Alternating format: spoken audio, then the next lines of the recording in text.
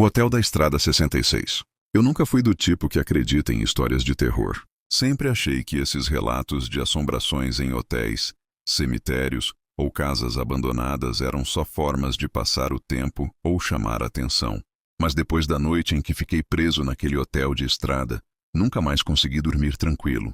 Era final de outono e eu dirigia sozinho pela Route 66. Tinha saído tarde de Chicago, rumo ao Arizona, para um compromisso de trabalho. O GPS mostrava mais de 12 horas de viagem e eu já passava da marca de 9. A estrada, que de dia tinha um ar quase romântico com suas placas antigas e postos de gasolina esquecidos, agora era só escuridão e vento cortante. A fome e o cansaço me fizeram procurar um lugar para passar a noite. Foi então que vi a placa iluminada em vermelho, com algumas lâmpadas queimadas, piscando de forma irregular. Hotel Red Hollow, 2 milhas. Não havia outro ponto de luz naquela estrada solitária, e o tanque do carro já marcava reserva. Sem pensar duas vezes, segui a seta. O hotel parecia ter parado no tempo. Um prédio baixo, com fachada bege descascada, janelas estreitas e uma cobertura de neon que rangia ao vento. No estacionamento havia apenas 3 carros antigos, enferrujados, como se ninguém os usasse há anos. Entrei pela porta de vidro pesada que fez soar um sino. O saguão estava iluminado por lâmpadas amareladas e fracas, e um cheiro de carpete molhado impregnava o ar. Atrás do balcão, uma mulher magra, de uniforme cinza gasto, apareceu de repente, como se tivesse surgido do nada. Boa noite. Está procurando um quarto?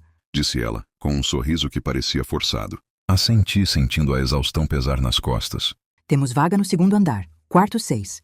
Ela me entregou uma chave de metal com um chaveiro em formato de sino. O café da manhã é servido às 6. Paguei em dinheiro. Ela não pediu documento, não preencheu ficha, nada. Apenas deixou escapar um olhar rápido para o relógio pendurado atrás dela. Era 11h30. Subi pelas escadas rangentes, ouvindo o eco dos meus próprios passos. O corredor estava mal iluminado, com papel de parede desbotado mostrando manchas de umidade. As portas dos quartos eram de madeira escura, todas numeradas em placas de bronze arranhadas. Quando abri a porta do quarto 6, um arrepio percorreu minha espinha. O ar lá dentro estava pesado, abafado, como se ninguém tivesse aberto uma janela em décadas. Havia uma cama de casal com colcha marrom, um criado mudo com abajur trincado e uma televisão de tubo desligada. Tentei acender o abajur, mas a lâmpada queimou com um estalo. Resignado, deitei na cama, vestido mesmo, só querendo apagar. Mas o sono não veio. Por volta da meia-noite, ouvi passos no corredor. Eram lentos, arrastados, como se alguém deslizasse os pés no carpete. Achei normal. Outros hóspedes, talvez. Mas então percebi. Os passos iam e voltavam, sempre parando diante da minha porta. Levantei devagar e espiei pelo olho mágico. O corredor estava vazio. Voltei para a cama, tentando ignorar. Mas logo depois, um som baixo de risadas infantis ecoou pelo andar. Crianças? Àquela hora, o riso foi crescendo, misturado a sussurros em uma língua que eu não entendia.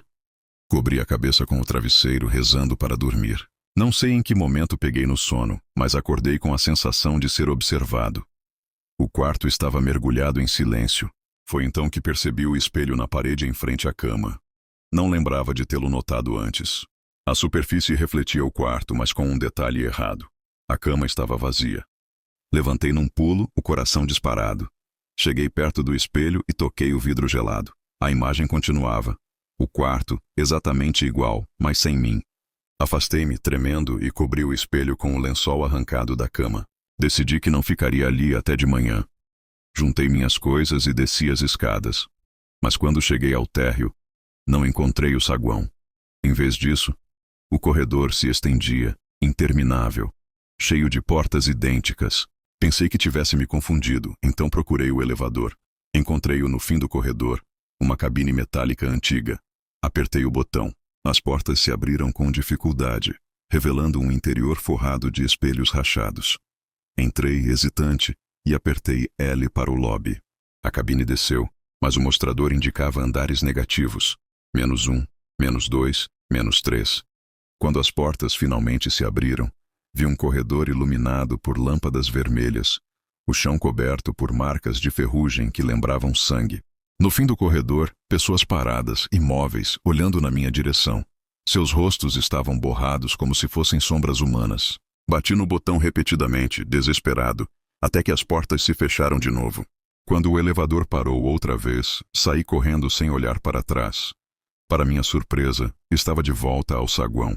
A mulher do balcão estava lá, imóvel, me encarando. O quarto não lhe agradou? Perguntou com a mesma voz calma, mas agora soando como um eco distante. Eu não respondi. Corri até a porta de vidro, mas ela não se abriu. Empurrei com todas as forças e nada. A recepcionista apenas sorriu, mostrando dentes demasiadamente longos. Aqui ninguém sai antes do amanhecer.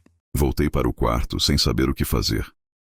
O corredor parecia mais escuro e as paredes pulsavam como se respirassem. Quando entrei no quarto 6, o espelho estava destapado, mesmo eu tendo coberto antes. Dessa vez, o reflexo mostrava algo ainda pior. Eu deitado na cama, com olhos arregalados e pele acinzentada, como um cadáver. O reflexo sorriu para mim. Eu gritei, mas nenhum som saiu da minha boca. Devo ter desmaiado, porque acordei com a luz do sol atravessando as cortinas.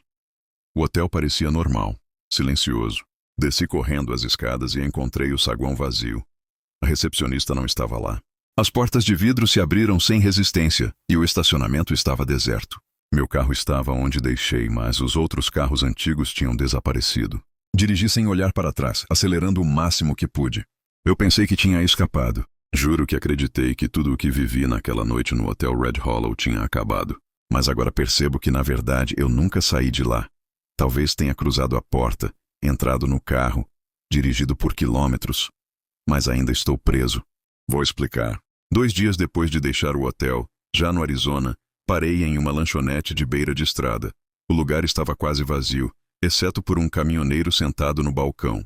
Pedi café tentando afastar o cansaço, mas a garçonete, uma mulher de meia idade com olhos fundos, aproximou-se e disse em voz baixa: Você parece cansado. Passou por onde?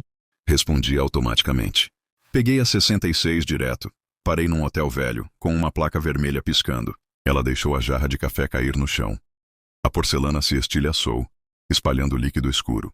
O caminhoneiro virou-se lentamente, me encarando com uma expressão que misturava medo e pena. Você não devia ter dito isso, rapaz. Ninguém fala desse lugar, murmurou ele. Saí dali sem terminar o café. Mas a partir desse momento começaram os sinais.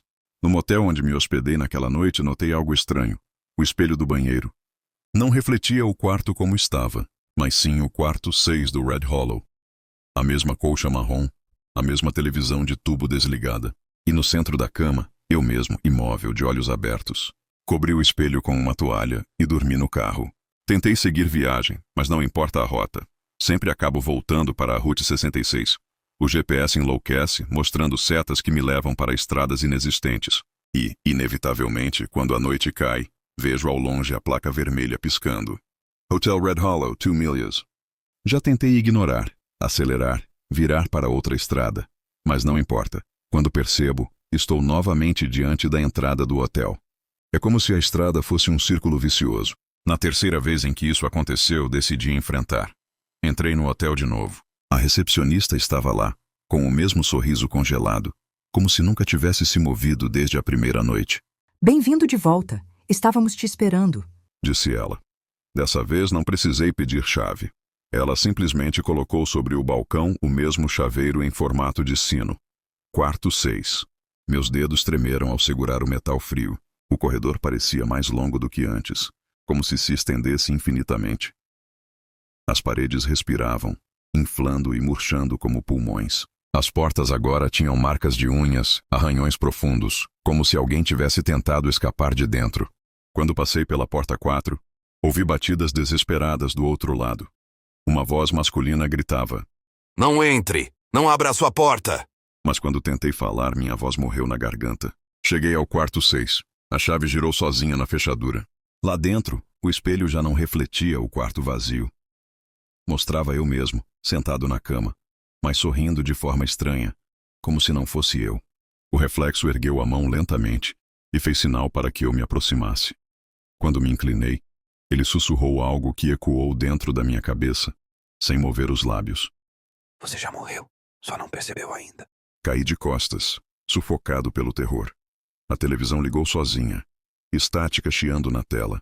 Entre os ruídos, vozes começaram a surgir. risadas de crianças, sussurros em línguas mortas, gritos.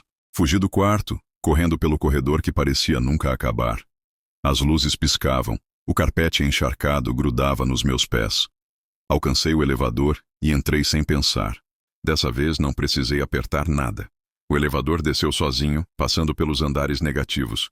-4, -5, -6. Quando as portas se abriram, não havia corredor. Apenas uma sala enorme, redonda, forrada de espelhos. No centro, uma cadeira de madeira. Na cadeira, sentado e amarrado, estava eu. Mas esse outro eu estava mais velho, com olheiras profundas e pele pálida. Eu avisei, disse ele com voz fraca. A cada vez que você volta, fica um pouco mais aqui, até não restar nada lá fora.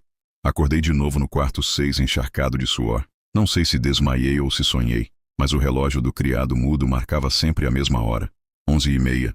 Olhei para o espelho, e dessa vez o reflexo não sorriu. Apenas me observou com olhos cansados. Eu sabia que não conseguiria sair. A recepcionista bateu na porta. Sua voz ecoou pelo quarto. O café da manhã é servido às 6. E eu percebi que nunca chegaria a vê-lo. Estou escrevendo isso em uma folha de caderno que encontrei na gaveta do quarto. Não sei se alguém algum dia vai ler. Talvez eu já esteja morto. Talvez ainda esteja na estrada. Talvez nunca tenha saído daqui desde o início. Só sei que o Hotel Red Hollow não é apenas um lugar. Ele é uma armadilha. Um nó no tecido da estrada, prendendo todos que se aproximam. E, se você está lendo isso, pode ser tarde demais. Olhe pela janela. Veja se não há uma placa vermelha piscando ao longe. Hotel Red Hollow, 2 milhas.